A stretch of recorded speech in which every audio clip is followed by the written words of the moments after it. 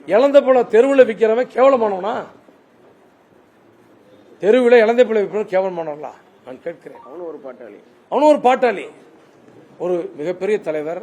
எங்களுக்கு கூட்டு பிரார்த்தனை பண்றேன்னு சொல்லி அஸ்தி கலதை வச்சு கூட்டு பிரார்த்தனை பண்றேன்னு சொல்லி சொன்ன ஒரு மகத்தான தலைவர் இப்படி போய் தெருவோர வியாபாரிகளை இன்றைக்கு ஐயாவை அவமானப்படுத்துகிறேன்னு சொல்லி பாட்டாளி வர்க்கத்தை இன்னைக்கு அவமானப்படுத்துவதாக நாங்கள் கருதுகிறோம்.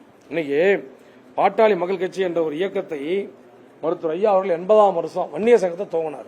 1980 68 எங்க சென்னையா அண்ணன் அன்புமணி பிறகுறாரு. அப்ப பிறந்து வன்னிய சங்கம் துவங்கும் பொழுது அவர் வயசு 12 வயசு. பாட்டாளி மக்கள் கட்சி என்ற இயக்கத்தை ஐயா அவர்கள் துவங்கும் பொழுது அவருக்கு ஒரு 21 வயசு. இப்படி இந்த கட்சி துவங்குவதற்கு முழு காரணம் மருத்துவர் ஐயா அவர்கள். இன்னைக்கு இருக்கிற கட்சி திமுக, அதிமுக மற்ற கட்சியெல்லாம் பாத்தீங்கன்னா அதுல ஒரு தாய் இயக்கம்னு இருக்கும். அந்த கட்சிகளுக்கெல்லாம் தாய் இயக்கம்னு யாருன்னா தந்தை பெரியாருடைய திராவிட கழகம். ஆனா பாட்டாளி மக்கள் கட்சிக்கு தாய் இயக்கம் எது தெரியுமா? தாய் இயக்கம் கிடையாது, ஒரு தாய் தான். யார் அந்த தாய்? எங்க மருத்துவர் ஐயா தான். எங்க மருத்துவர் ஐயா அவர்களே சுயம்புவாக பெற்றெடுத்த குழந்தை தான் எங்களுடைய பாட்டாளி மக்கள் கட்சி.